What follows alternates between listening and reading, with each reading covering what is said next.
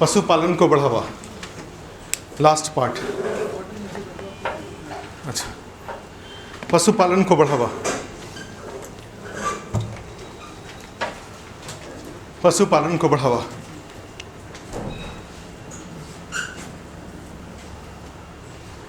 ठीक है।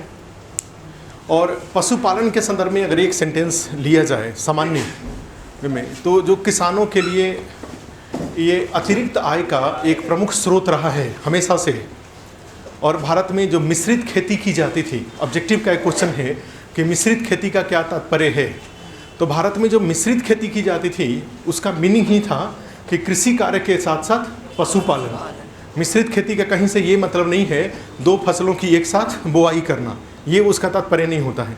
उसका तात्पर्य है कृषि कार्य के साथ साथ पशुपालन, और पशुपालन को बढ़ावा दिया जाना चाहिए।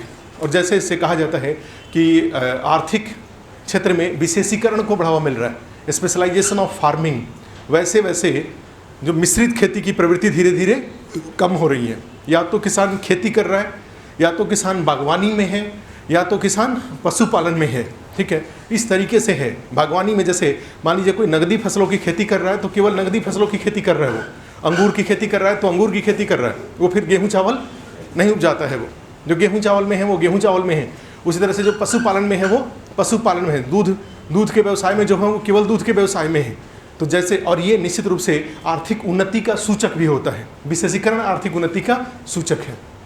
ठीक है, तो इस पॉइंट ऑफ व्यू से बजट 2016-17 में भी, इसमें भी पशुपालन को बढ़ावा देने के लिए मुख्य रूप से 4 योजनाओं की शुरुआत की गई है। और वो चारों योजनाएं आपको याद रखने होंगे पहले से प्रचलित योजनाओं के साथ मिला करके।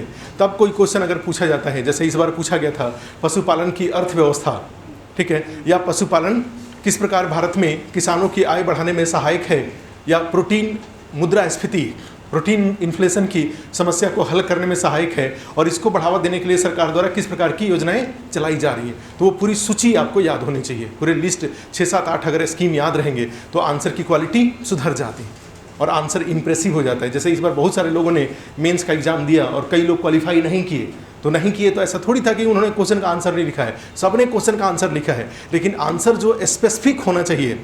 जैसे कहा जाता है length is not important, content is important. लेकिन समस्या है कि कंटेंट याद रहे तब तो कंटेंट दें। जब कंटेंट याद नहीं है तो आदमी किस पे चला जाता है, लेंथ पे चला जाता है, बात बनाने पे चला जाता है, और बात बनाने पे मेंस क्वालिफाई करना मुश्किल है। ठीक है, तो स्पेसिफिक होना होगा आपको और उस प्रक्रिया में। तो इसमें एक लाइन पशुपालन वाले में, किसानों की आय बढ़ाने के उपाय के रूप में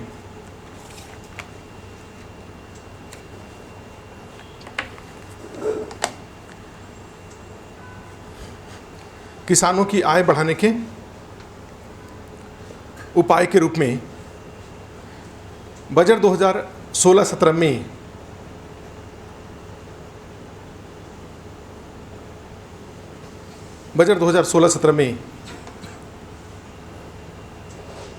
पशुपालन को बढ़ावा देने से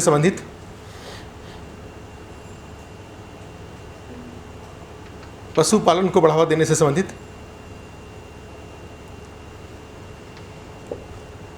योजनाओं की शुरुआत की गई है।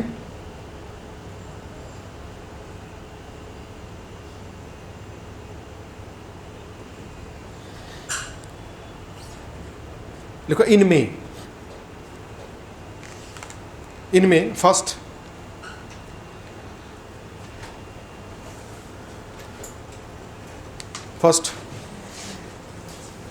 जो पहली योजना है उसका नाम है पशुधन संजीवनी।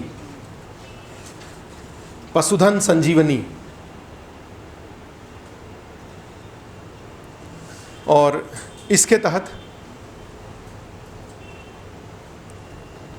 पशुओं के स्वास्थ्य सुधार के लिए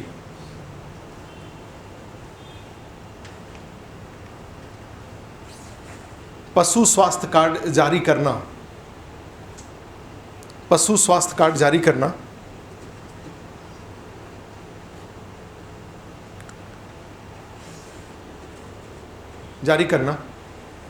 तथा ऐसे स्वास्थ्य कार्ड को नकुल स्वास्थ्य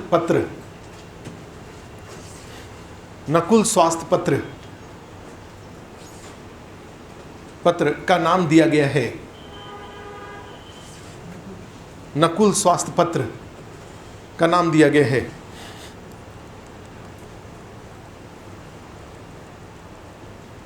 सेकंड, एडवांस ब्रीडिंग टेक्नोलॉजी, अर्थात विकसित प्रजनन तकनीक को अपनाया जाना, विकसित प्रजनन तकनीक को अपनाया जाना।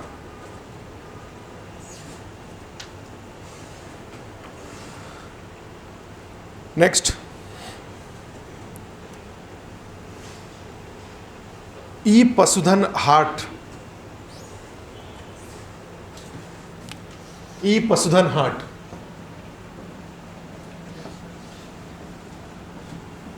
हाट, ई पशुधन हाट, उसमें लिख लो। यह एक ऑनलाइन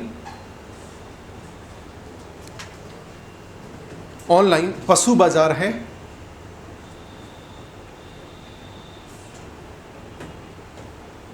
पशु बाजार है जिसके माध्यम से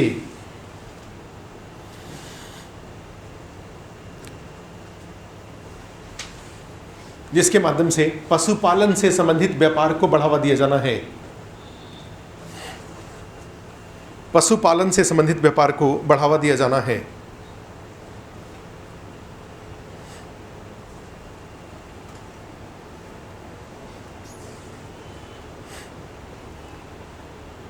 चौथा, फोर्थ,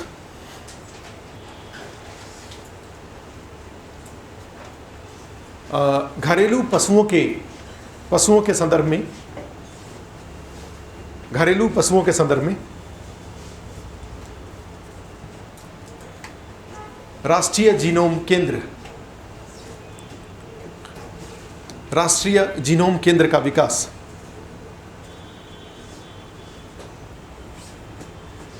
ठीक है, जीनोम केंद्र का विकास, फुल स्टॉप। क्या मीनिंग हुआ इसका? जैसे एक तो ई हार्ट का मतलब समझ रहे हैं, जैसे आज के डेट में स्नैपडील है, फ्लिपकार्ट है, ठीक है, ये सारे ईबे है, अमेजन है, सारे के सारे हैं, और उसमें बहुत सारे मर्केंडाइज गुड्स उसमें मिलता है, कपड़े मिलते हैं, इलेक्ट्रॉनिक सामान मिलते हैं, सब कुछ उसके ऊपर मिलता है। बेचने वाला बेच रहा है, खरीदने वाला खरीद रहा है, ऑनलाइन है वो, ठीक है, फिजिकल डिलीवरी हो जाती है। तो उसी तरह से सरकार ने इस बार के बजट में मार्केटिंग को बढ़ावा देने के लिए, उधर जाएंगे तो अनाजों के संदर्भ में भी एक ई पोर्टल का विकास किया है, एफसीआई के लिए भी ई पोर्टल का विकास किया गया है, और यहाँ पे पशुपालन के संदर्भ में भी एक ई पशुधन हाट का विकास किया गया है। इससे फायदा क्या होगा? किसी को घोड़ा खरीदना है तो देश में जितने घोड़ा के उत्पादक हैं, एक तरह से जो ब्रीडर कहा जाएगा उनको, जो घोड़े को पालने वाले लोग हैं, ये सारे पालने वाले लोग अपने घोड़े को सब ऑनलाइन उस पोर्टल पे रजिस्टर्ड कर देंगे, और जिसको खरीदना है वो वहाँ पे जा करके जितने भी वैराइटीज़ ऑफ जहाँ पूरे देश में उनसे कम्युनिकेट कर लेंगे, कम्युनिकेट करके फिजिकल उनका डिलीवरी उनको हो जाएगा। कोई वहाँ से गुवाहाटी में कोई घोड़ा है, घोड़े को दौड़ाते हुए दिल्ली ला करके छोड़ देगा, नहीं, इस तरीके से। तो ई पशुधन हाट का उपयोग करके राष्ट्रीय स्तर पे पशुओं का बाजार विकसित किया जा सकता है, इसमें सबसे अच्छी बात है। उसी तरह से दुधारू पशु हो या भारवाही पशु हो या मीट उत्पादक पशु, कोई भी जो भी पशु है, इस तरह के पशुओं का, तो एक उसमें आपने ये लिखा हुआ है। जो नेक्स्ट लिखा हुआ है, जैसे राष्ट्रीय जीनोमिक्स केंद्र। राष्ट्रीय जीनोमिक्स केंद्र क्या होता है? जीनोम केंद्र या जीनोमिक्स केंद्र का मतलब जैसे जितने भी पशु हैं, जैसे मानव जीनोम परियोजना के माध्यम से मानव शरीर में 20,500 जीन है, और ये जो 20,500 जीन है उनकी विशेषताओं के आधार पे उनका जीनोम तैयार किया जाता है, और उसके according design child, it will be easy to develop a design child. जैसे XX और XY का मेटिंग करा के इम्ब्रायो डेवलप करें, और इम्ब्रायो के लेवल पे आप चाहें तो उसमें जीन मैनिपुलेशन कर सकते हैं, उसको रख दो, जीन मैनिपुलेशन उसमें कर सकते हैं। जीन मैनिपुलेशन का मतलब क्या हुआ? जो अनडिजायर्ड जीन है उसको हटा दें, और जो डिजायर्ड जीन है उसको उसमें डाल दें, और इस तरह से अनडिजायर्ड हटा करके और डिजायर्ड को डाल करके आप अपने वांछित पशु या मानव को प्राप्त करना आपके लिए आसान हो जाएगा। तो इसी क्रम में क्या किया जा रहा है? मानव जीनोम तो अंतर्राष्ट्रीय स्तर पे है, भारत में भी उसके लिए उसमें सफलता मिली हुई है। पशुओं के संदर्भ में अगर ये चीज़ किया जाए तो पशुपालन की गुणवत्ता को, पशुओं की गुणवत्ता को बढ़ा करके पशुपालन को लाभकारी बनाया जा सकता है। तो इसके लिए ये चौथा है, और इन चारों उपायों के माध्यम से, चारों उपाय इस बार हैं और इसके पहले से भी उपाय हैं, जैसे गोकुल मिशन है, ठीक है। उसी तरह से राष्ट्रीय पशुपालन मिशन है, उस तरह से राष्ट्रीय डेयरी परियोजना एक है, उसके अलावा और विभिन्न प्रकार के कल्चर और रिवोल्यूशन है। ऐसे कई सारे उपाय किए जा रहे हैं जिससे कि पशुपालन को बढ़ावा दिया जाए। उसके पहले एक टॉपिक आ जाएगा पशुपालन के लाभ, उसके पहले एक टॉपिक आ जाएगा पशुपालन का एक परिचय, पशुपालन में क्या क्या किस किस तरह के पशु, ठीक है, पशुपालन के दायरे में शामिल होते हैं और उनकी जनगणना, उनकी गणना के आधार पे पशुपालन की भारत में क्या स्थिति है, पशुओं की संख्या में कमी आ रही है कि पशुओं की संख्या में वृद्धि हो रही है, किस प्रकार के पशुओं की संख्या में वृद्धि हो रही है, किस प्रकार के पशुओं की संख्या में कमी आ रही है। तो पूरा एक आपका टॉपिक बन जाता है, ठीक है। और फिर आप ऐसी स्थिति में किसी भी क्वेश्चन का, चूंकि जो एनिमल हस्बेंड्री है वो जनरल साइंस का भी पार्ट है।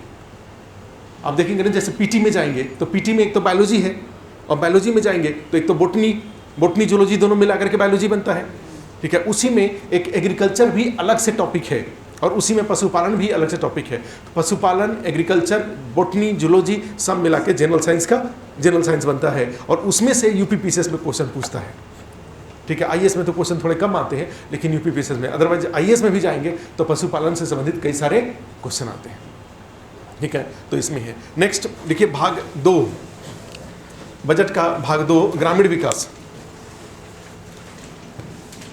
ग्रामीण विकास, ग्रामीण विकास,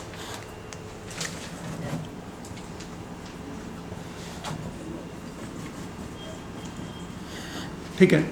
और जो नई सरकार है उसकी ग्रामीण विकास का जो मॉडल है वो मॉडल है रर्बन।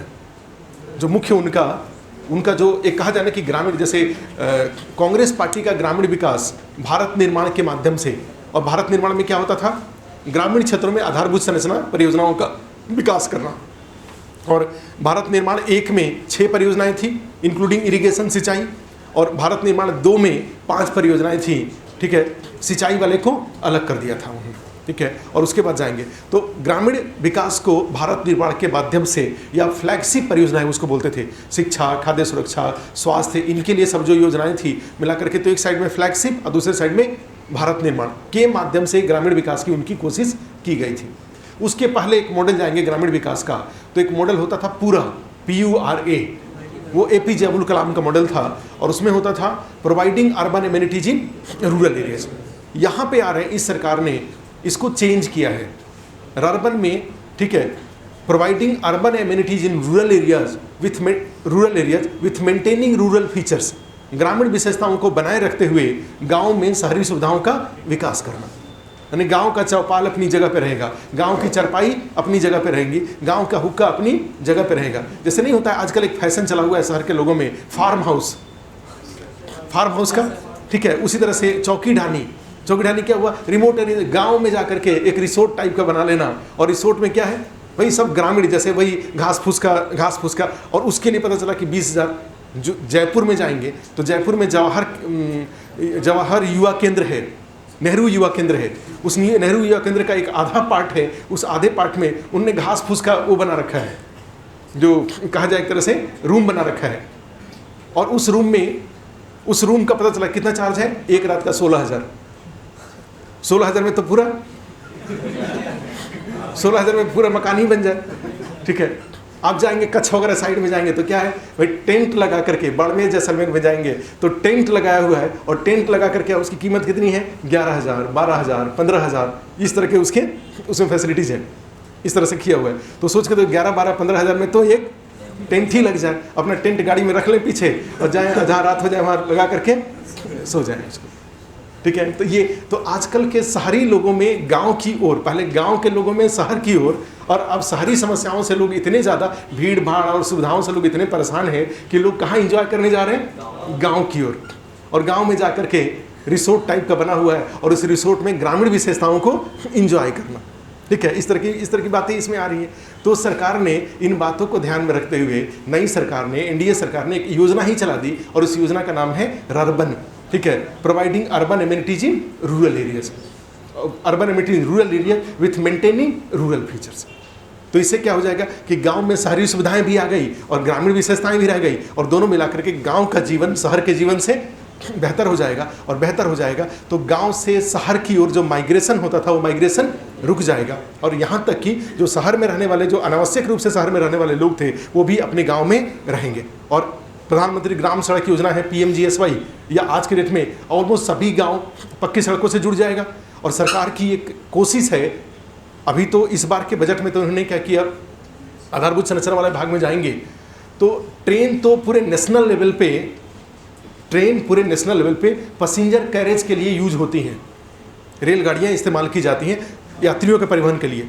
जो नेशनल हाईवे है, वो नेशनल हाईवे बसों के संदर्भ में नेशनल पैसेंजर कैरेज के लिए यूज नहीं होता है। जैसे ट्रक है, तो ट्रक क्या है, पूरे एक छोर से कलकत्ता से ट्रक जयपुर तक, जयपुर से दिल्ली से मुंबई तक, साउथ तक, सब ट्रकें पूरे देश में जाती हैं। बसें पूरे देश में नहीं जाती हैं, सारी स्टेट रोडवेज हैं और स्टेट रोडवेज आसपास के क्षेत्रों में ही रह जाती हैं। अब सरकार की योजना ये है कि सेंट्रल लेवल पे अगर पैसेंजर कैरेज में निजी कंपनियों को प्रोत्साहित किया जाए तो इससे नए रोजगार के अवसर विकसित हो जाएंगे और नए रोजगार के यात्रियों को गुणात्मक परिवहन सुविधा प्राप्त हो जाएंगी और लोगों को रोजगार भी मिल जाएगा और एक नया बिजनेस भी जनरेट हो जाएगा। और हाईवे जितना ज़्यादा यूज होगा उतना ही रेवेन्यू जनरेट होगा, और रेवेन्यू जनरेट होगा तो नए सड़कों के विकास के लिए पैसे की कमी नहीं पड़ेगी। जैसे अब जाएंगे तो जो ये पोरबंदर से गुवाहाटी वाला जो गलियारा है, एक है ना, नॉर्थ साउथ और वेस्ट ईस्ट जो गलियारा है, जो वेस्ट ईस्ट गलियारा है वो गोरखपुर होके जाता है, लखनऊ से गोरखपुर होके जाता है, एकदम चौड़ा सा रोड है, फैजाबाद होके जाता है। जो वेस्ट ईस्ट गलियारा है, वो गलियारे का नक्शा आपको देखना चाहिए ना, नॉर्थ साउथ और वेस्ट ईस्ट झांसी में एक दूसरे को काटता है और वो फिर गोरखपुर, लखनऊ, फैजाबाद, गोरखपुर होकर के वो बरौनी होते हुए फिर वो गुवाहाटी की तरफ निकल जाता है। ठीक है, अब आश्चर्यजनक बात यह है कि लखनऊ से गोरखपुर के बीच में हम लोग एक बार गए थे, इतना सुंदर रोड बन गया, सारा एकदम नेशनल हाईवे, अंतर्राष्ट्रीय स्तर का नेशनल हाईवे बन गया। और उसका यूज कौन करता है? सब नेताजी लोग यूज करते हैं, नेताजी सारे लगा के, और कोई टोल टैक्स नहीं देता है। उसमें सामान्य गाड़ियाँ चलती हैं और सामान्य गाड़ियों से उसका लागत निकालना संभव नहीं होगा। और इसके पीछे मेन कारण माना जाता है कि 2008 में जो कोयला घोटाला हुआ, उस कोयला घोटाला से कोयले का करीब 100 से ज़्यादा कोयला खदान घोटाले में उलझ गए। ठीक है, भारी संख्या में कंपनियों ने सड़कों के विकास में अपने पैसे लगाए क्योंकि उनको पता था कि कोयला खदान का निजीकरण हो रहा है तो भारी मात्रा में कोयले का उत्पादन होगा, और कोयले का उत्पादन होगा तो उसका परिवहन होगा, और परिवहन होगा तो भारी संख्या में ट्रकें सड़कों पर चलेंगी, और उससे जो रोड बनाने वाले लोग हैं उनको टोल टैक्स मिल जाएगा, उनको उनका रोड का जो चुंगी है, यूजर चार्ज है, वो उनको मिल जाएगा और उनका व्यवसाय प्रॉफिटेबल रहेगा। और 2008 में जो कोयला घोटाला हुआ, उसका परिणाम ये हुआ कि जिन कंपनियों ने सड़कों के विकास में पैसे लगाए उनको उनका पैसा, ब्याज भी उनका नहीं निकला, और बहुत सारी कंपनियों ने बीच बीच में परियोजनाओं को छोड़ करके और वो उससे अलग हो गई। ठीक है, तो कोयला घोटाला ने सड़क विकास को बड़े पैमाने पर डैमेज किया था। अब जाकर के धीरे धीरे चीज़ें लाइन पर आ रही हैं, तो उसका परिणाम ये हुआ है कि राष्ट्रीय राजमार्गों का तेज़ी से विकास हो रहा है। पर डे जो टारगेट अब तक का हिस्टोरिक टारगेट अचीव हो रहा है, और आज भी जैसे अखबार में जाएंगे तो होगा कि अब सड़कों के विकास में कोई विलंब नहीं होगा। जितने इंटर मिनिस्ट्रियल डिस्प्यूट हुआ करते थे सड़कों के विकास में, सब सरकार एक एक सिंगल विंडो क्लियरेंस के माध्यम से क्लियर कर रही है। ठीक है, तो ये सब चीज़ें उसमें हो रही है। तो उसी में देखो, ग्रामीण जीवन को बेहतर बनाने के लिए, टू मेक रूरल, ग्रामीण जीवन को बेहतर बनाने के लिए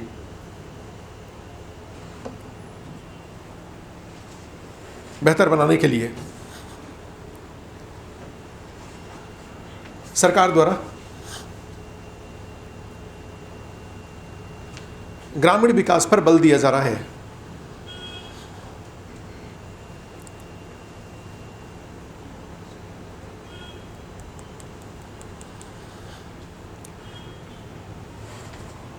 देखो, इस संदर्भ में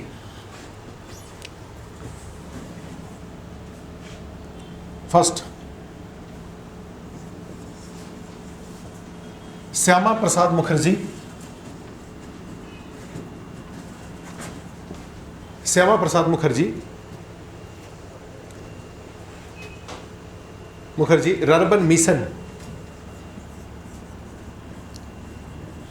रर्बन मिशन की शुरुआत की गई। श्यामा प्रसाद मुखर्जी अर्बन मिशन की शुरुआत की गई।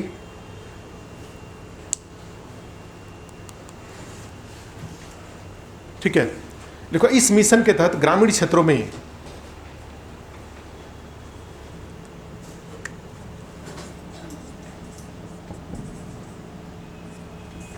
क्लस्टर्स, CLUSTERS, क्लस्टर्स का विकास किया जा रहा है। ग्रामीण क्षेत्रों में क्लस्टर्स का विकास किया जा रहा है,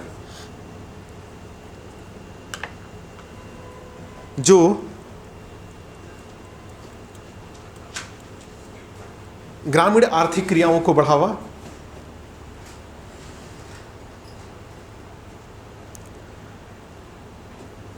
नौजवानों को रोजगार,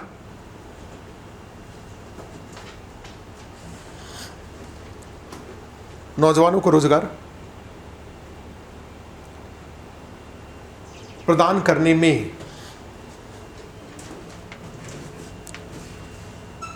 सहायक है। ठीक है, नेक्स्ट, अब इसमें जैसे 14वें वित्त आयोग के सुझाव में ग्राम पंचायतों को और नगरपालिकाओं को वित्तीय सहायता में वृद्धि की गई थी, और उस वृद्धि का परिणाम ये है कि जो 5 साल के लिए करीब 2,82,000 करोड़ रुपया 5 साल में ग्राम पंचायतों और नगरपालिकाओं को अतिरिक्त दिया जाना है। और ये अतिरिक्त एक ग्राम पंचायत के लिए 5 साल में 80 लाख रुपए बैठता है। ठीक है, 80 लाख रुपए एक ग्राम पंचायत के लिए, 5 साल भी है तब भी उसको करीब 16 लाख रुपए बैठता है। तो एक ग्राम पंचायत में पहले से जितनी राशि जाती थी उससे 16 लाख रुपए ज़्यादा जाएगा, तो निश्चित रूप से ग्राम पंचायत की वित्तीय समस्याएं हल हो जाएंगी और उसके द्वारा ग्रामीण स्तर पे नई परिसंपत्तियों का विकास किया जा सकता है। और नई परिसंपत्तियों का अगर विकास नहीं होगा तो फिर भी ग्राम पंचायत के जो सदस्य हैं उनका व्यक्तिगत विकास जरूर हो जाएगा, और उसके माध्यम से भी कम से कम चलो 10, 12, 15 गांव ही सही, 15 घर ही सही, कम से कम विकसित तो हो जाएंगे। और अगली बार चुनाव वो हार जाएंगे, और हार जाएंगे तो फिर 10-15 लोग आ जाएंगे, उनका विकास हो जाएगा, फिर हो जाएगा। तो धीरे धीरे 15-20 साल में पूरे गांव का विकास हो जाएगा। ठीक है, तो वही होता है ना कि भारत में जाएंगे तो कलेक्टिव डेवलपमेंट नहीं है। ठीक है, कलेक्टिव डेवलपमेंट भारत में आपको कम दिखेगा, ग्रामीण क्षेत्रों में व्यक्तिगत विकास भारी संख्या में दिखेंगे। तो ये व्यक्तिगत विकास कहाँ से भारी संख्या में हो रहा है? व्यक्तिगत प्रयासों से हो रहे हैं, ऐसा नहीं है। कहा जाता है कि जितने टाटा सफारी और ये बोलेरो गाड़ियाँ बिकी है, अगर उसी को काउंट कर लिया जाए तो उत्तर प्रदेश में ग्राम पंचायत में जो भ्रष्टाचार हुआ है उस भ्रष्टाचार का निर्धारण किया जा सकता है। जितने ग्राम पंचायत के सदस्य हैं वो सारे के सारे के पास, सबके पास स्कॉर्पियो है, नहीं तो पता चला कि बोलेरो है, नहीं तो टाटा सफारी गाड़ी है सबके पास। तो ये सारे गाड़ियों को आखिर उन्होंने खेती करके तो इसको खरीदा नहीं है। ठीक है, सब गाड़ियों का केवल गिनती कर ली जाए तो उत्तर प्रदेश में वॉल्यूम पता चल जाएगा कितना ज़्यादा भ्रष्टाचार, माने कितना रिसाव हुआ है, क्योंकि उनमें कोई उनको सैलरी वगैरह का कोई ऐसा प्रोविजन नहीं है जिससे कि वो टाटा सफारी गाड़ी और स्कॉर्पियो गाड़ी खरीद सके। और 14वें वित्त आयोग ने उनके लिए वित्तीय हस्तांतरण है उस राशि में वृद्धि कर दिया है। तो उसी में नेक्स्ट पॉइंट देखो, 14वें वित्त आयोग के सुझावों के अनुरूप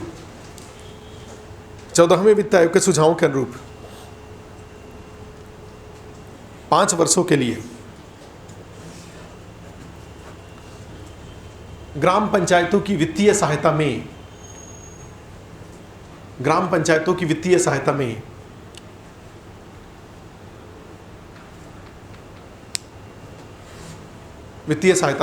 प्रति पंचायत 80 लाख रुपए की वृद्धि,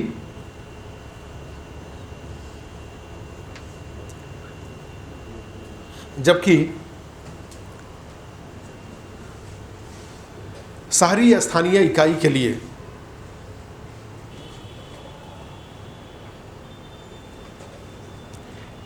21 करोड़ रुपए की वृद्धि हुई है।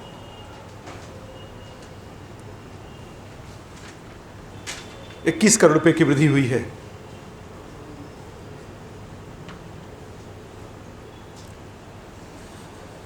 नेक्स्ट देखो, ग्रामीण क्षेत्रों में आपदा प्रबंधन,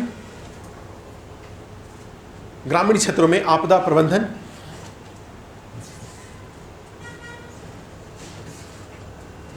एवं प्रबंधन, डिस्ट्रेस का हिंदी क्या होगा? डिस्ट्रेस, आपदा प्रबंधन तथा अन्य तनावों को कम करने के लिए, दीनदयाल अंत्योदय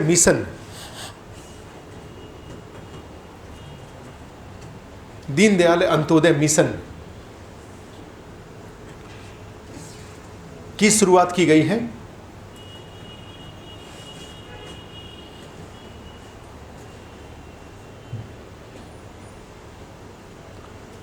ठीक है, स्व सहायता समूहों के माध्यम से इस मिशन को लागू किया जाना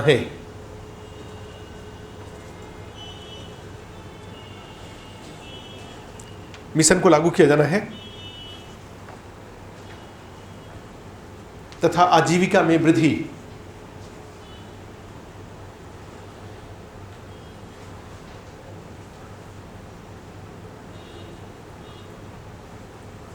नेक्स्ट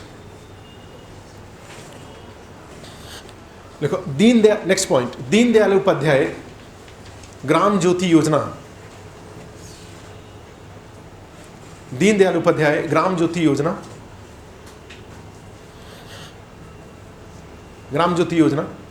के माध्यम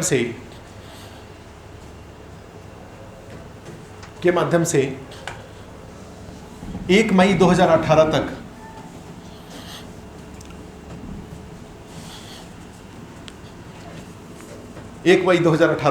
सभी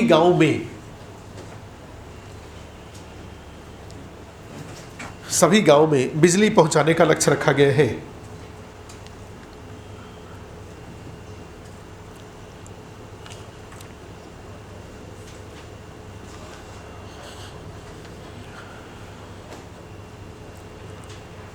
नेक्स्ट देखो, ग्रामीण क्षेत्रों में डिजिटल साक्षरता को बढ़ावा देने के लिए,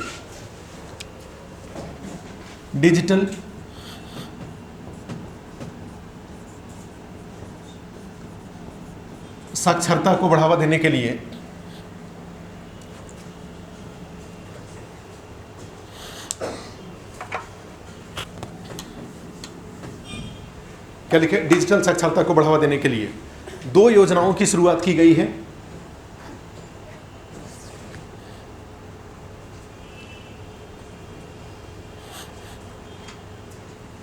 एक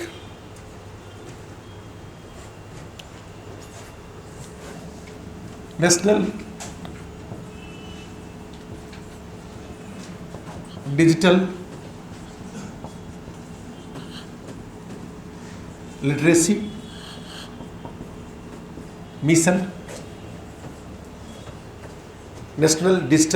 मिशन, राष्ट्रीय डिजिटल साक्षरता मिशन, और सेकंड दिशा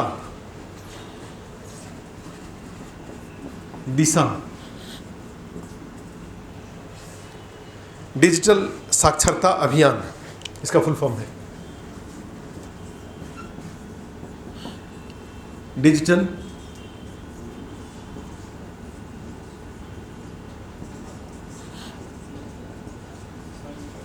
डिजिटल साक्षरता अभियान की शुरुआत की गई है। पैरा चेंज करके देखो, एक अनुमान के अनुसार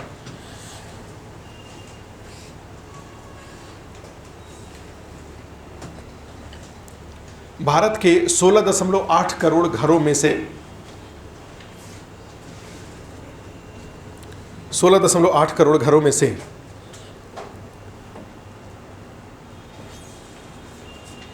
12 करोड़ घरों में कंप्यूटर नहीं है। 16.8 करोड़ घरों में से 12 करोड़ घरों में कंप्यूटर नहीं है।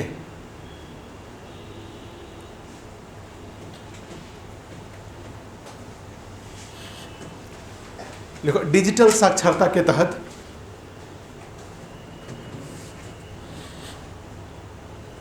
इन घरों में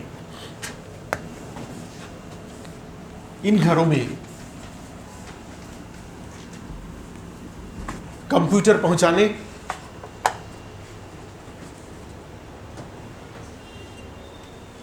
या कंप्यूटर के उपयोग को बढ़ावा देने पर बल दिया जा रहा है, बल दिया जाना है।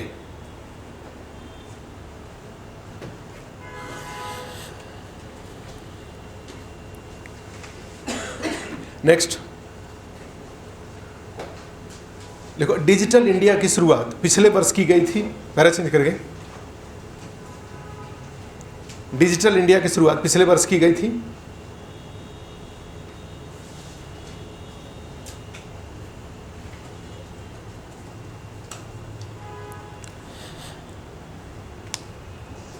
देखो, इसके तहत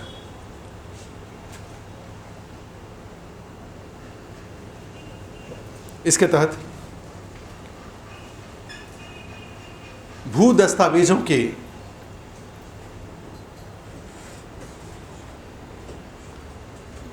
आधुनिकीकरण से संबंधित योजना को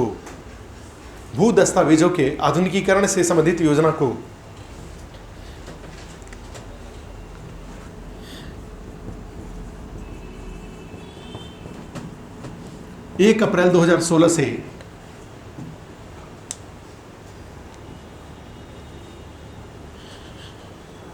1 अप्रैल 2016 से आधुनिकीकरण, मॉडर्नाइजेशन ऑफ लैंड रिकॉर्ड्स 16 से प्रारंभ करने की योजना है।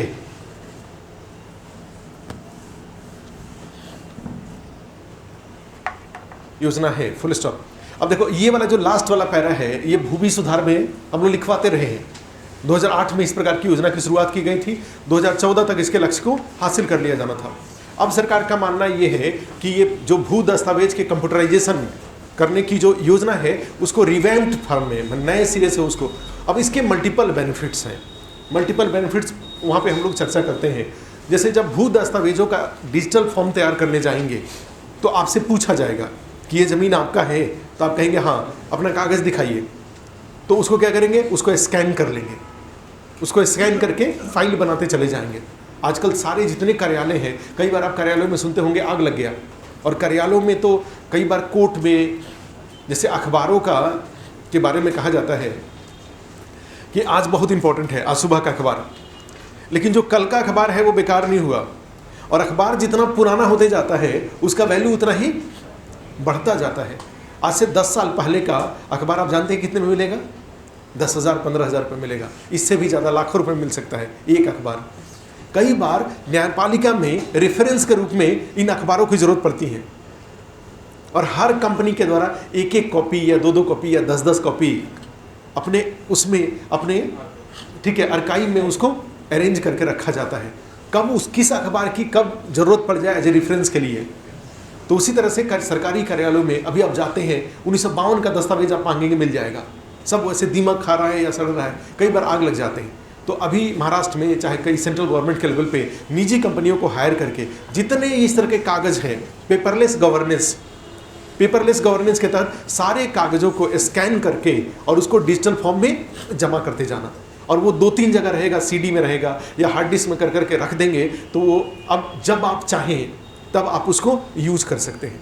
अब तो टेराबाइट के हार्ड डिस्क आए हुए, तो सारा आप कार्यालय का जितना डॉक्यूमेंट्स है सब स्कैन करके उसमें सब में सेव करके उस फोल्डर को, हार्ड डिस्क को कहीं रख दिए। जब जरूरत होगा तो अब आपको इतने सारे फाइल खंगालने की जरूरत नहीं है। सारा का सारा क्या है, एक उस पर टेर जो हार्ड डिस्क है उसके ऊपर मार्क लिखा हुआ, उसको लेके आइए आप अपना। जैसे बैंकों में जाते थे पहले, इतने मोटे मोटे रजिस्टर हुआ करते थे, सारा रजिस्टर हट गया। अब क्या है, कंप्यूटर वहाँ पे है, और कंप्यूटर के थ्रू सारा काम।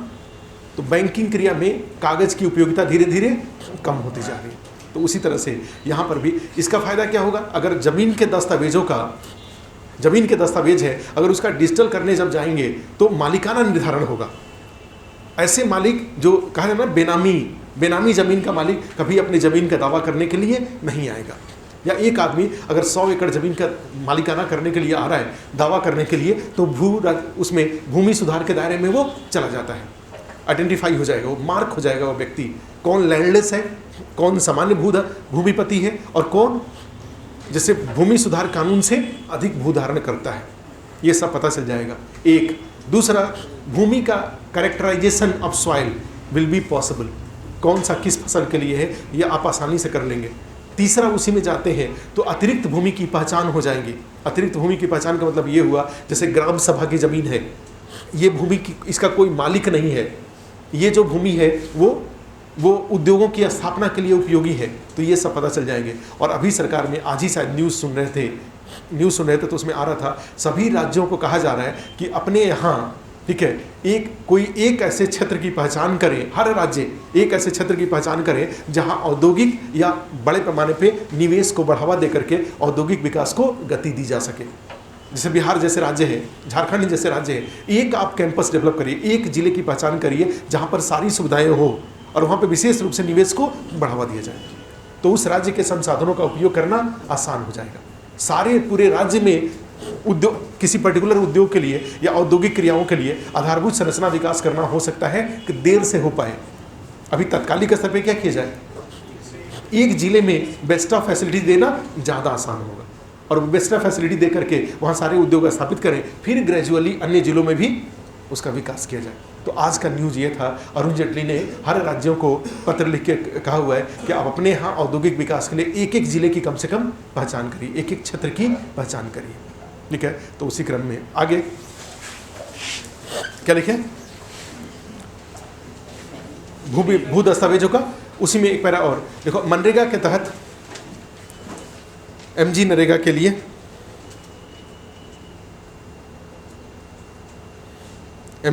लिए इस वर्ष के बजट में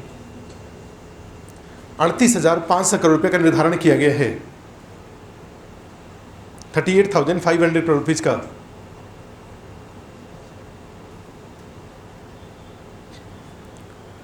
निर्धारण किया गया है। बस कुछ योजनाएं हैं, जो योजनाएं आपको याद रखनी चाहिए। दीनदयाल उपाध्याय ग्राम ज्योति योजना, श्यामा प्रसाद मुखर्जी अर्बन योजना, वो ग्राम अंत्योदय मिशन जो ग्रामीण क्षेत्रों में अकाल और डिस्ट्रेस वगैरह की समस्या से समाधान के लिए विकसित किया गया है। तो ये सब आपको याद रखने की जरूरत है। गरीबी रेखा के नीचे रहने वाले परिवारों के लिए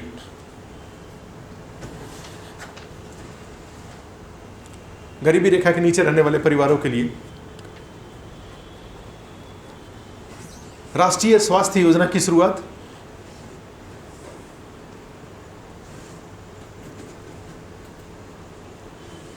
क्या लिखे, राष्ट्रीय स्वास्थ्य योजना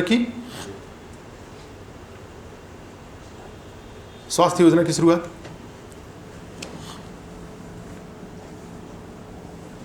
देखो, इसके तहत प्रति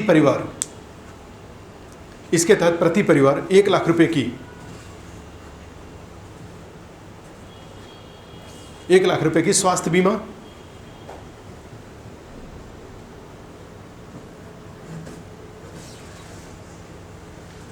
परिवार के 60 वर्ष से अधिक उम्र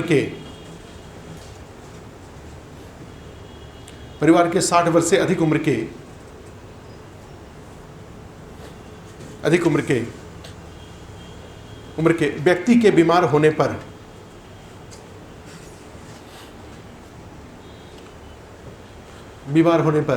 30,000 रुपया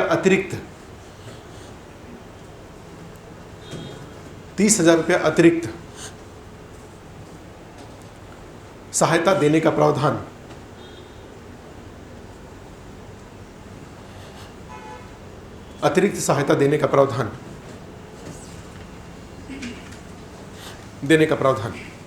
नेक्स्ट,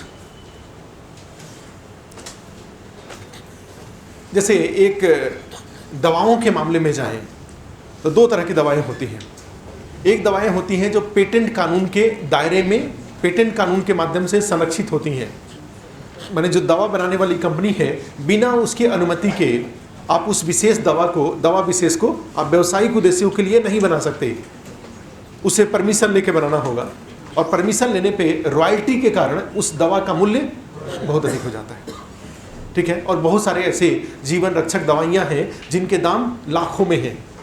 और 1 जनवरी 2005 से जब से नया पेटेंट कानून लागू हुआ, उसके बाद से ये समस्या और ज़्यादा बढ़ गई है। उसके पहले की दवाइयाँ, 1 जनवरी 2005 के पहले की दवाइयाँ ज़्यादा महंगी नहीं होती थी, उसके बाद की दवाइयाँ ज़्यादा महंगी हुई। क्यों? ऐसी दवाइयाँ जो 1 जनवरी 2005 के बाद बनी हैं, विकसित की गई हैं, उसके ऊपर पेटेंट के कारण, नया पेटेंट कानून के कारण रॉयल्टी पे करना होता है, और रॉयल्टी पे करने के कारण उसके दाम बढ़ जाते हैं। कंपनी विशेष का मोनोपोली होता है, और उस मोनोपोली होने के कारण वो उसके दाम बढ़ा लेते हैं। या जितना किसी को अगर उत्पादन और व्यापार के लिए अनुमति देते भी हैं तो उससे भारी मात्रा में रॉयल्टी लेते हैं, और भारी मात्रा में रॉयल्टी लेने का परिणाम ये हुआ कि उस दवा का दाम बढ़ जाता है। ठीक है, 1 जनवरी 2005 के पहले की जो दवाएं हैं वो अभी पेटेंट में भी हैं, तो उसके मूल्य थोड़े कम हैं। और तीसरे कैटेगरी की दवा होती है जिसको जेनेरिक दवा कहा जाता है। जेनेरिक दवा, और ये जेनेरिक दवा क्या है? यानी ऐसी दवाएं, दवा के मामले में जो पेटेंट अधिकार किसी कंपनी को दिया जाता है वो 20 वर्षों के लिए दिया जाता है। जैसे हमने किसी दवा का आविष्कार किया, आविष्कार करके उसका प्रोडक्शन किया, ठीक है, और उसको बाजार में हमें बेचना है, तो चूंकि मेरा आविष्कार है ये, तो कोई और इसका मिसयूज, कमर्शियल मिसयूज ना करे, इसके लिए मुझे पेटेंट कानून के तहत संरक्षण मुझे मिला हुआ है। कोई भी अगर इसका व्यावसायिक उपयोग करना चाहता है तो मुझसे परमिशन लेके ऐसा करेगा वो। ठीक है, लेकिन ये जो अधिकार मुझे प्राप्त है वो पेटेंट कानून के अनुसार 20 साल के लिए होता है। 20 साल के बाद इस कंपनी का उस दवा के ऊपर पेटेंट अधिकार समाप्त हो जाता है। ऐसी दवाओं को जेनेरिक दवा के नाम से जाना जाता है। और निश्चित रूप से जब पेटेंट अधिकार खत्म हो जाएगा और हर कंपनी या हर सरकारी विभाग जो चिकित्सा से संबंधित है, अगर वो उसका अपने उत्पादन करने लगेंगे तो वहाँ तो केवल उत्पादन लागत लगेगा, केवल कॉस्ट ऑफ सॉल्ट है या कॉस्ट ऑफ मैन्युफैक्चरिंग लगेगा, उसमें कोई रॉयल्टी तो ऐसी स्थिति में ऐसी दवाओं के दाम कम हो जाते हैं। उनकी समस्या एक बस होती है कि कई बार ऐसा होगा कि ऐसी दवाओं के विरुद्ध शरीर ने प्रतिरोधी क्षमता का विकास कर लिया और उस दवा का शरीर पर उतना ज़्यादा प्रभाव नहीं पड़ेगा। लेकिन अब यहाँ पे मुद्दा ये बनता है कि सरकार की एजेंसी के द्वारा या सरकारी एजेंसियों के द्वारा ऐसी दवाओं की पहचान की जा सकती है जिनका प्रभाव अभी भी बना हुआ है। ठीक है, और मान लो 100 दवाएं इस तरह की हैं, अगर 40 दवाएं भी अगर इस तरह की हैं जिनका प्रभाव बना हुआ है, तो उन 40 दवाओं को कम से कम सस्ते दर पे सरकार द्वारा गरीबों को उपलब्ध कराया जा सकता है। और राजस्थान का एक IAS ऑफिशियल था, उसने इस तरह के योजना की शुरुआत करी राजस्थान में, और अभी भी राजस्थान में सरकार प्रायोजित औषधि केंद्र है, और जहाँ पे गरीब आकर के कम पैसे में दवाओं की खरीद कर सकते हैं। और उसकी कहानी सत्यमेव जयते की ये कहानी है। उसमें सत्यमेव जयते का एक एपिसोड था, उसमें उस अधिकारी को बुलाया था आमिर खान ने, और उसने बताया, अपनी कहानी बता रहा था। तो उसमें था कि जब वो हस्बैंड वाइफ और बच्ची उसकी कहीं विदेश गए, कहीं घूमने के लिए गए, तो उसके घर में जो महिला काम करती थी, तो वो भी जब उसके घर में काम करने के लिए आती थी तो अपनी बच्ची को लेके आती थी। तो जो IAS ऑफिशियल था वो और उसकी जो काम करने वाली की दोनों आपस में खेला करते थे। वो जब छुट्टी के बाद घूम के वापस आया तो वो महिला अकेले आई काम करने के लिए। तो उसने पूछा, मैंने उसके घर में, कि भाई वो बच्ची कहाँ, क्यों नहीं आई? तो पता चला कि वो बच्ची इस दौरान उसका देहांत हो गया। क्यों देहांत हो गया? क्योंकि उसको शॉर्ट टर्म में कोई ऐसी बीमारी हुई और उस बीमारी उस बीमारी के खिलाफ जो दवा चाहिए था, उस दवा खरीदने का पैसा उस महिला के पास नहीं था। जबकि वो दवा अगर जेनेरिक रूप में जेनेरिक मेडिसिन उसका खरीदा जाता तो उसके पैसे उसके पास थे। उसको महंगे वाले दवा डॉक्टर ने लिख दिया और महंगी दवा वो खरीदने में सक्षम नहीं थी, और उसकी बेटी मर गई। तब उस IAS ऑफिशियल ने ये डिसाइड किया और ऐसी दवाओं की पहचान करने की उसने शुरुआत करी जो पेटेंट कानून के दायरे से बाहर हो चुके हैं, और उनकी पहचान करके उनका उत्पादन और फिर सरकारी योजनाओं के राजस्थान सरकार के माध्यम से उन दवाओं को गरीबों तक उपलब्ध कराने की योजना की शुरुआत की गई राजस्थान में, और आज भी योजना राजस्थान में चलती है। उसी राजस्थान की उस योजना का यहाँ उन्होंने प्रधानमंत्री के नाम पे विस्तार किया है। अब ये योजना पूरे देश में लागू हो। ठीक है, प्रधानमंत्री जन औषधि योजना जो ये शुरू करने जा रहे हैं, तो उसके तहत उसी में देखो जेनेरिक औषधियाँ, जेनेरिक ही लिख दीजिए, जेनेरिक औषधियाँ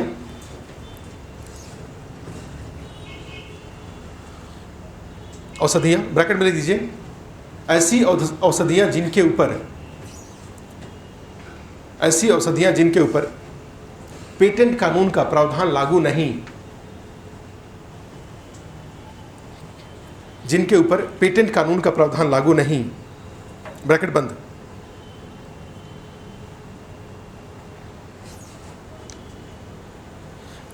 सेंटेंस क्या है? शुरुआती सेंटेंस, जेनेरिक औषधियाँ जिनके मूल्य कम होते हैं,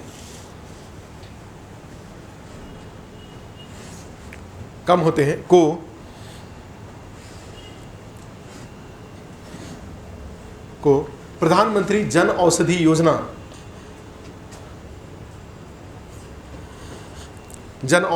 के तहत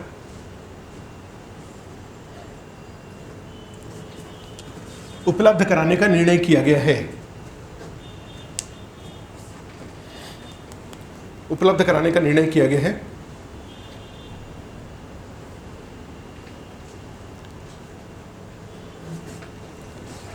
इसके लिए पूरे देश में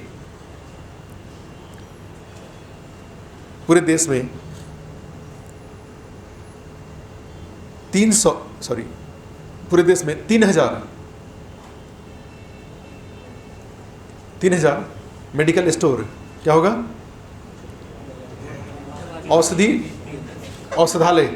औषधालय खोले जाने का निर्णय किया गया है।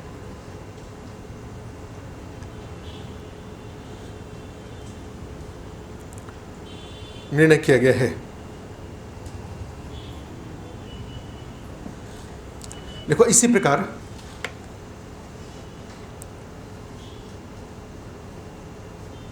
प्रत्येक जिला अस्पताल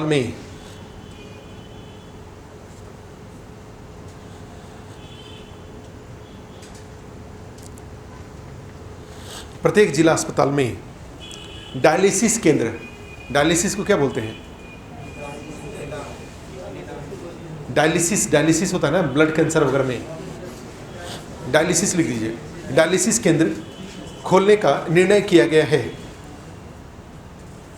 डायलिसिस केंद्र खोलने का निर्णय किया गया है।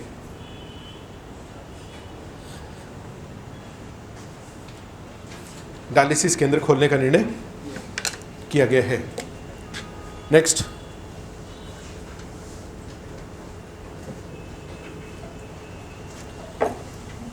नेक्स्ट, आइए चौथा, फोर्थ स्कीम। फोर्थ क्या था? शिक्षा, दक्षता एवं रोजगार। फोर्थ लिखिए, शिक्षा, दक्षता एवं रोजगार। शिक्षा, दक्षता एवं रोजगार। ठीक है। अब इसमें जाएंगे, जैसे शिक्षा वाले मामले में जाएंगे तो इन्होंने 3 मोस्ट इंपॉर्टेंट स्टेप लिया हुआ है। एक स्टेप लिया नवोदय विद्यालय। अभी देश में 62 ऐसे जिले हैं जहाँ पे नवोदय विद्यालय नहीं खुला हुआ है। नवोदय विद्यालय एक्चुअली राजीव गांधी के द्वारा शुरू की गई योजना है। और उसमें क्या होता था कि जितने भी इस तरह के जिले हैं देश के, सभी जिलों में एक, ठीक है, नवोदय विद्यालय खोला जाता है और आवासीय विद्यालय होता है ये। और उस जिले के जो भी प्रतिभाशाली बच्चे होते हैं उनको उसमें नामांकन दे करके, नामांकन, हमें नहीं लग रहा है कि इसमें कोई फर्जी भी होता है क्या? लगभग नहीं होता है। नहीं, योजना ठीक है। हाँ, एंट्रेंस एग्जाम होता है, ठीक है। तो नवोदय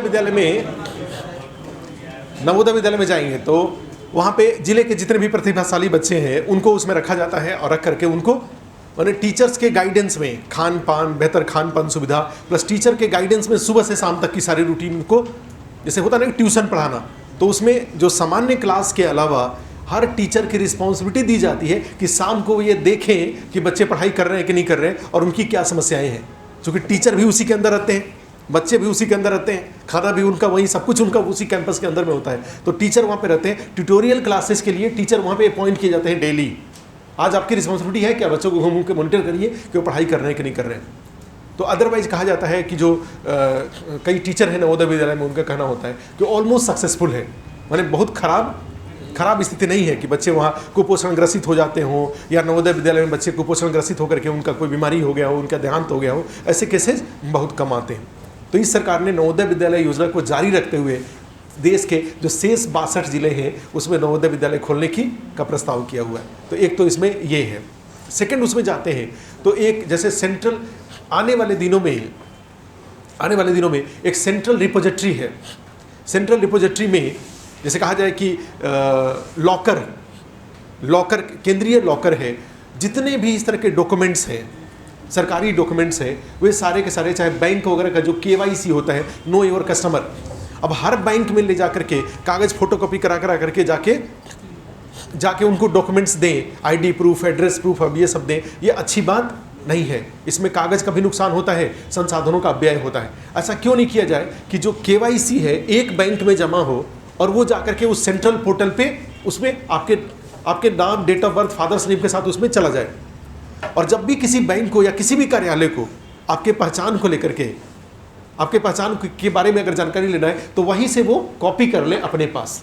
अगर उनको डॉक्यूमेंट चाहिए तो नो योर कस्टमर का एक ही जगह पे सारा डॉक्यूमेंट्स रहना चाहिए।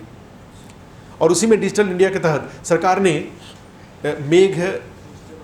मेघराज या मेघदूत करके, ठीक है, एक पोर्टल दिया हुआ है, ठीक है, लॉकर, डिजिटल लॉकर का प्रोविजन किया हुआ है। आपसे भी उम्मीद की जाती है कि अपने जितने डॉक्यूमेंट्स हैं, एजुकेशनल क्वालिफिकेशन है या ID प्रूफ है, एड्रेस प्रूफ है, सबको स्कैन करके, सबका फोटो खींच करके और सारे उस पर डाल दें, अपना यूजर ID पासवर्ड बना के उस पर प्रोटेक्ट कर दें। फ़ायदा क्या होगा, कहीं भी जा रहे हैं और कहीं एड्रेस प्रूफ, ID प्रूफ की ज़रूरत पड़ गई तो उस पर जा करके प्रिंट आउट निकाल के दे देंगे। और आजकल सेल्फ अटेस्टेशन हो गया, किसी से अथराइज कराने की ज़रूरत है नहीं, ठीक है, तो उसमें दे दे। तो इससे फ़ायदा क्या होगा, आपके डॉक्यूमेंट्स, जो भी किसी का डॉक्यूमेंट्स के जलने, गलने, भीगने, चोरी होने की सारी समस्या खत्म हो गई। तो जितने भी पैन कार्ड है, पासपोर्ट है, सबको उस पर ले जा करके, ड्राइविंग लाइसेंस है, एजुकेशनल क्वालिफिकेशन है, सब उस पर रख दें। अब यहाँ पे इन्होंने इस बार बजट में क्या किया कि एजुकेशनल क्वालिफिकेशन जो डिग्री होते हैं, मार्कशीट हुआ, सर्टिफिकेट हुआ, उसमें फर्जीवाड़ा बहुत बड़ी समस्या है। और जो दिल्ली के जो लॉ मंत्री थे, पूरा देश भ्रमण किया, हर यूनिवर्सिटी, तो उसके पीछे यही रीज़न था कि जो उनका डॉक्यूमेंट्स था सब फर्जी था। बाद में मंत्री पद छोड़ना पड़ा, कभी सोचा भी नहीं होगा, ठीक है, लॉ मंत्री बने थे और सारा इलीगल काम किए हुए थे। अब यहाँ पे आ रहा है ये, जैसे दिल्ली यूनिवर्सिटी में बच्चे सारे एडमिशन लेने के लिए आए, it's a very difficult for the authority of Delhi university to verify all documents submitted. या UPSC के लिए बहुत डिफिकल्ट है ये वेरीफाई करना कि लाखों वहाँ पे डॉक्यूमेंट जो जमा हो रहे हैं वो डॉक्यूमेंट सारे जेन्युइन है कि नहीं है। तो ऐसा क्यों नहीं किया जाए कि एक इसी तरह का एक सेंट्रल रिपोजिटरी बना दे, एक सेंट्रल पोर्टल बना दे, और सारे यूनिवर्सिटी एजुकेशन, जितने भी यूनिवर्सिटीज़ हैं, टेक्निकल कॉलेजेस वगैरह जो भी हैं, जो डिग्री प्रोवाइड कर रहे हैं, तो अपने मार्कशीट और डिग्री को सारे को उसी पोर्टल पे डाल दें, ठीक है, उसी पोर्टल पे। और जब कोई स्टूडेंट अपना डिग्री जमा कर रहा है कहीं एडमिशन करने के लिए, तो एडमिशन अथॉरिटी क्या करेंगी, उसके अकॉर्डिंग उस पोर्टल पे जाके उसकी अथेंटिसिटी को वेरीफाई कर लेंगे। आपने कोई सर्टिफिकेट जमा किया और उस पोर्टल पे वो मिल नहीं रहा है, इसका मतलब क्या हुआ, या तो आपके अथॉरिटी ने उसको अपलोड नहीं किया है, या तो आपका डिग्री फर्जी है। तो ऐसी स्थिति में वो बोल देंगे भाई इस पे नहीं आ रहा है, आपको लेटर इशू कर देंगे कि आप अपने डिग्री को आप अपनी यूनिवर्सिटी में जाकर के उसको अपलोड करा दीजिए, आपका जहाँ भी जेन्युइनिटी आपकी अप्रूव्ड हो जाएगी। तो इससे जो फर्जी डिग्री वाली जो समस्या थी, वो फर्जी डिग्री वाली समस्या हल हो जाएगी। तो इस बार के बजट में प्रोविज़न किया हुआ है कि सारे जितने भी एजुकेशनल क्वालिफिकेशन हैं, सारे अपने डिग्री और सर्टिफिकेट को, डिग्री को, मार्कशीट को, सबको इस पोर्टल पे अपलोड करें, जिससे कि जो एम्प्लॉयर है या जो हायर एजुकेशनल इंस्टीट्यूशंस हैं, they can verify degree according to their requirement. कई बार इंजीनियरिंग के डिग्री के बेस पे जॉब मिल गया और पता चला कि इंजीनियर थे ही नहीं, ऐसा होता है। तो इस बेस पे, तो उसी में क्या लिखे, हाँ अच्छा, फैन कहाँ से बंद होगा, वहाँ से बंद होगा, फैन बंद कर दीजिए वहाँ से, ठीक है। क्या लिखे इसमें, एक लाइन लिख लो, सरकार के द्वारा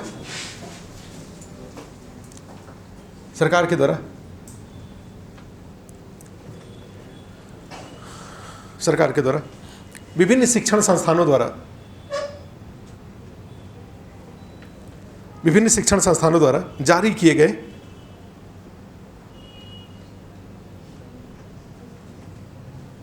डिग्री, अंकपत्र,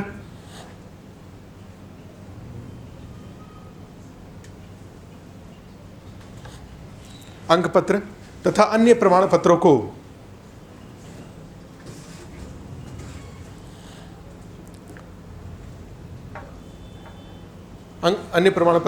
रखने के लिए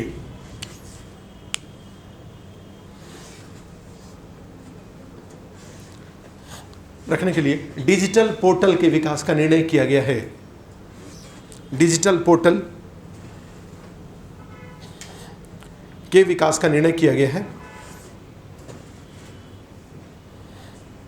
जिससे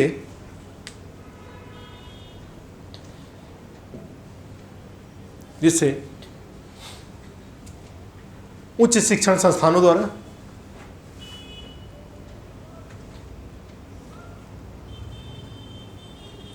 रोजगार प्रदान करने वाली संस्थाओं के द्वारा,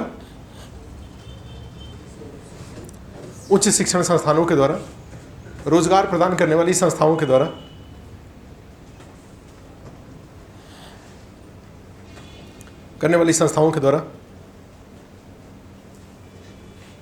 क्या लिखे? रोजगार प्रदान करने वाली संस्थाओं के द्वारा अपनी आवश्यकता के अनुसार इन प्रमाण पत्रों की जांच की जा सके।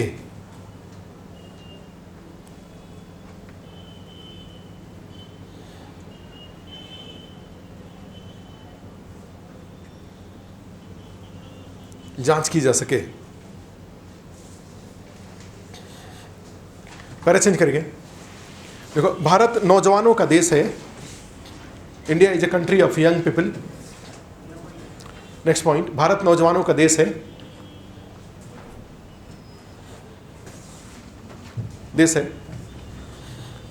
नौजवानों की क्षमता का पूरा उपयोग सुनिश्चित करने के लिए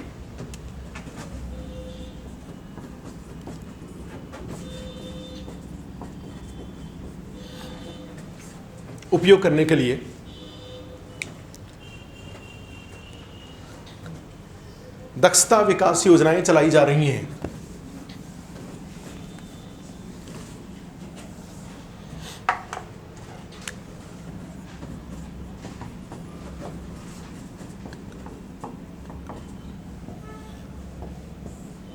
देखो, इसके लिए स्किल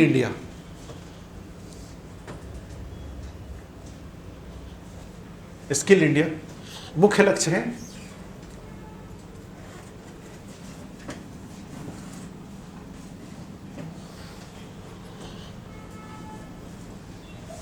तथा इस संदर्भ में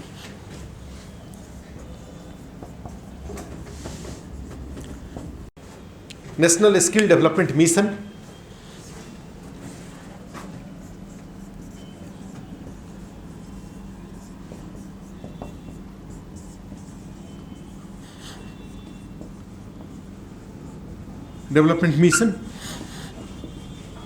की शुरुआत की गई है।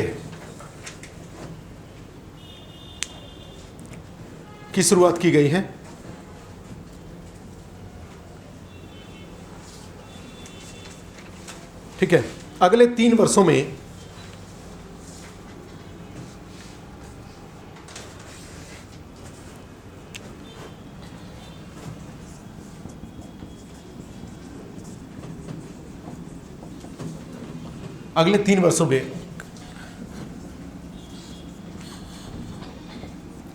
PMKVY प्रधानमंत्री कौशल विकास योजना के माध्यम से PMKVY प्रधानमंत्री कौशल विकास योजना के माध्यम से 1 करोड़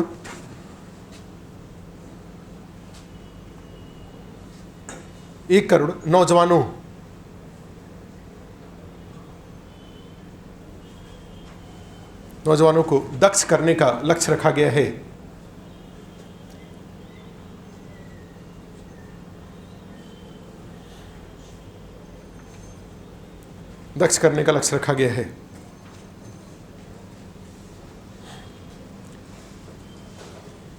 ठीक है। अब जैसे जितने भी बेरोजगार यूथ हैं उनके लिए हर राज्य में एक कार्यालय हुआ करता था, उसको नियोजन कार्यालय के नाम से जानते थे। अब ये सारे पूरे देश के स्तर पे सारे नियोजन कार्यालयों को जोड़ते हुए एक एकल डिजिटल प्लेटफॉर्म विकसित करने का निर्णय किया गया है, जिससे पूरे देश स्तर पे क्लासिफाइड वे में ये पता चले कि किस क्षेत्र में कितने दक्ष, कुशल या अकुशल लोग बेरोजगार हैं, और उसके अनुसार फिर रोजगार के अवसर विकसित किए जाएं। एक समय आएगा, जैसा नहीं होता है कि अभी तो चढ़ती की स्थिति है, बेरोजगारों की संख्या ज़्यादा है और रोजगार की संख्या कम है, लेकिन एक समय आएगा जब सरकार द्वारा की जा रही विभिन्न योजनाओं के माध्यम से देश के सामने समस्याएं, अभी तक चारों तरफ केवल समस्याएं ही समस्याएं हैं, ठीक है, वैसे कई मामलों में समस्याएं हल हो रही हैं। जैसे प्रधानमंत्री ग्राम सड़क योजना के तहत अब तो कुछ ही गांव बचे हुए हैं जिसको कि जोड़ना है, ठीक है, कुछ ही गांव बचे हुए। उसी तरह से जो ग्राम विद्युतीकरण है उसमें भी कुछ ही गांव बचे हुए हैं। तो अब तो कुछ ही वाली बात आ गई ना, पहले तो सारे ही गांव बचे हुए थे, अधिकांश गांव बचे हुए थे, और कुछ गांव विद्युतीकरण कुछ गांव का हुआ था, कुछ ही गांव पक्की सड़कों से जुड़े हुए थे। अब के डेट में क्या है, वो कुछ क्या हो गया, निगेटिव के बदले अब पॉजिटिव हो गया। अब सारे गांव धीरे धीरे विद्युतीकृत हो जाएंगे, सारे गांव धीरे धीरे पक्की सड़कों से जुड़ जाएंगे, सारे गांव में धीरे धीरे एटीएम हो जाएगा, सारे गांव में धीरे धीरे इंटरनेट पहुंच जाएगा, सारे गांव में धीरे धीरे कुकिंग गैस पहुंच जाएगा, क्लियर है, स्कूल पहुंच जाएंगे। तो इस तरह से धीरे धीरे सारे गांव में धीरे धीरे स्थायी सिंचाई परियोजनाएं पहुंच जाएंगी, सारे गांव विभिन्न कृषि जो विपणन प्रक्रिया है उससे जुड़ जाएंगे। भाई एफसीआई के लोग वहाँ पे पहुँच जाएंगे उनके अतिरिक्त अनाजों को खरीदने के लिए, या वहीं बैठे बैठे जो एफसीआई का पोर्टल है उससे वो अपने गेहूं को बेच देंगे। एफसीआई वालों ने रेट बता रखा है, ठीक है, वो अपना वहीं से उस पर अपना पूरा परिचय देकर के total quantity of wheat available, कितना गेहूं आप बेचना चाहते हैं वहीं पे आप दे देंगे, सबमिट कर देंगे। जो एफसीआई के लोग जाएंगे और आपके गाँव से आपका गेहूँ उठा करके अपने गोडाउन में लेके रख लेंगे। तो थोड़े दिनों में इस तरह से एक समय आएगा कि धीरे धीरे आप सड़कों के मामले में जाएंगे तो कुछ ही सड़कें हैं जहाँ पे बीच में एक समय आया था सन 2000 के पहले, हरियाणा में भी हमने देखा था, प्लस वहाँ पर हरियाणा वगैरह में तो 2005-06 के आसपास की बात बता रहे हैं। पानीपत से एक गांव की तरफ रास्ता जाता था, हम लोग गए हुए थे उस गांव में गए हुए थे। तो हाल ये था कि रोड से चलने की तुलना में रोड छोड़ करके नीचे चलना ज़्यादा अच्छा हुआ करता था, ठीक है। और बिहार में लालू जी के समय में हाल ये था कि दूरी की इकाई किलोमीटर ना होकर के दूरी की इकाई समय हो गया था। जैसे मान लो किसी के घर जाना है, किसी शादी वगैरह में दूसरे गांव से लोग आए हुए हैं और कहीं जाना है, लोग पूछ रहे हैं किसी चौराहे पे खड़े होकर के कि भाई साहब ये गांव कहाँ है, कितना दूर है, तो वो है 5 किलोमीटर, लेकिन लोग क्या बताएंगे 1.5 घंटा लगेगा। वो पूछ क्या रहा है कितना दूर है, और वो बता क्या रहे 1.5 घंटा लगेगा।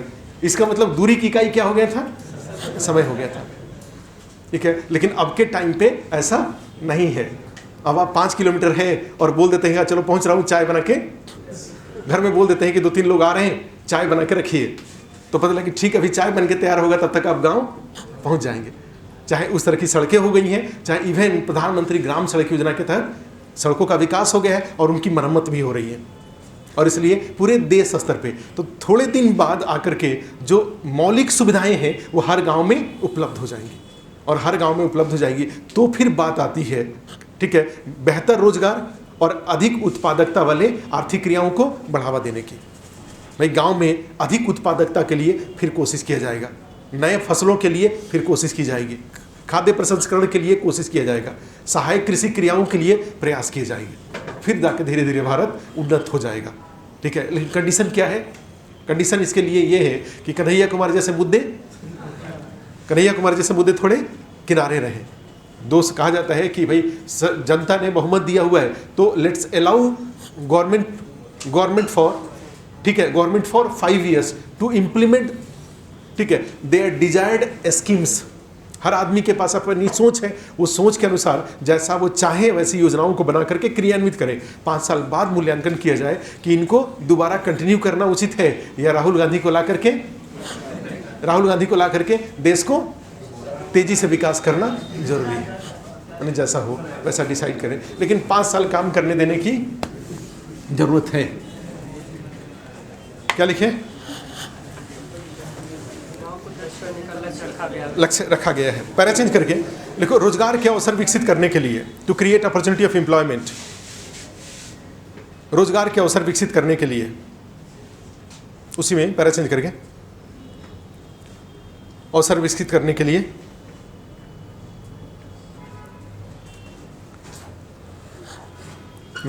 लिए यहाँ पर एक इसकी इन्होंने बजट में प्रोविजन किया है कि जो शॉपिंग मॉल है, श्रम कानून के नियमों के अनुसार शॉपिंग मॉल पूरे 7 दिन खुल सकते हैं। शॉपिंग मॉल पूरे 7 दिन खुलते हैं वो।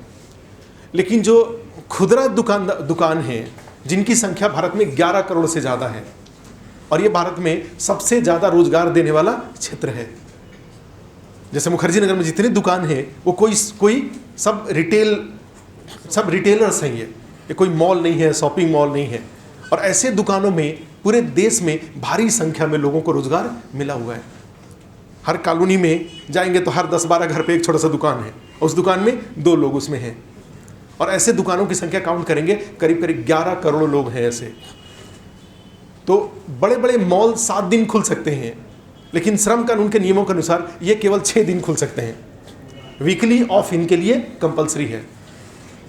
और इसीलिए देखेंगे कमला नगर बाजार हो, चाहे मॉडल टाउन मार्केट हो, चाहे कैंप हो, चाहे ये हो, सब यहाँ पे जाएंगे मंडे को बंद रहता है। इवन मुखर्जी नगर में भी जाएंगे तो सारी दुकानें मंडे को बंद रहती हैं।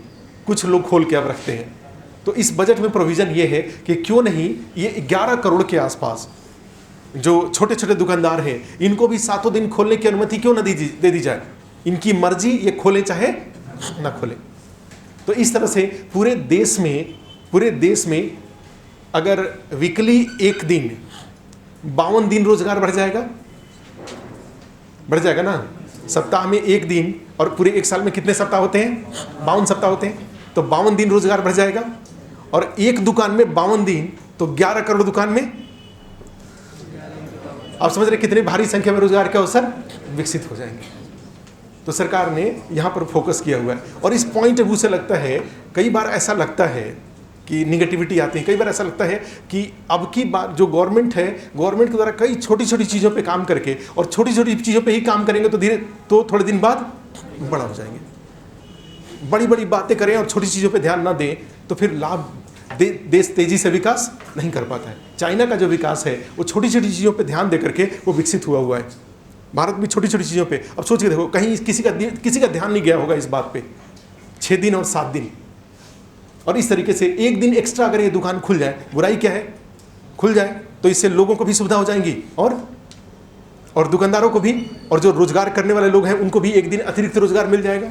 और अतिरिक्त रोजगार मिल जाएगा तो अब इसमें होगा कि भाई इससे तो इफिशियंसी, छुट्टी भी जरूरी है।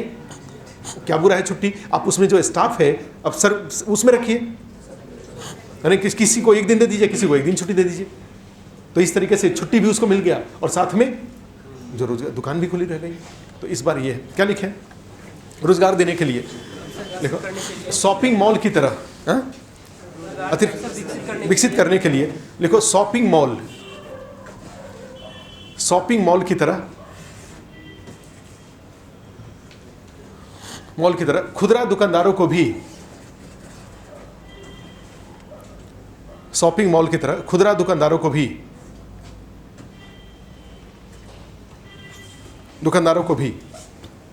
1 दिन, 1 मिनट, खुदरा दुकानदारों को भी 7 दिन दुकान खोलने की अनुमति देने पर विचार करने का प्रस्ताव किया गया है।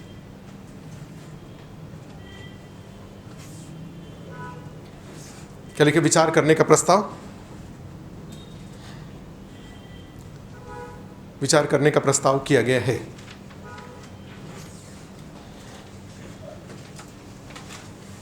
क्या लिखे, विचार करने का प्रस्ताव किया गया है। ठीक है, देखो इससे तेजी से रोजगार के अतिरिक्त अवसर विकसित होंगे।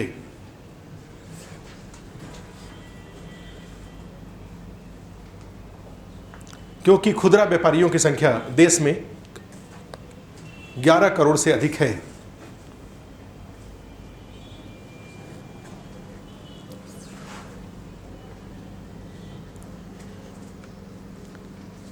नेक्स्ट 5वां लिखिए, 5th।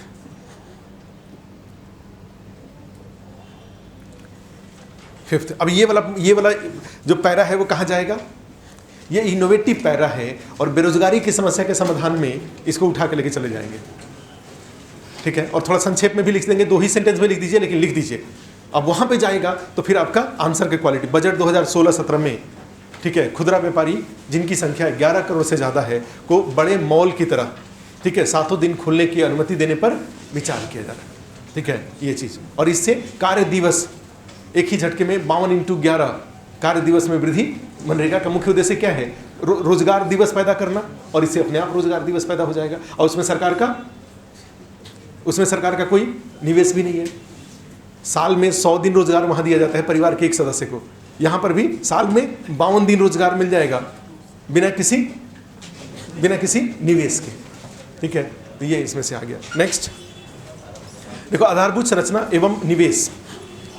5वां, आधारभूत संरचना एवं निवेश। आधारभूत संरचना एवं निवेश।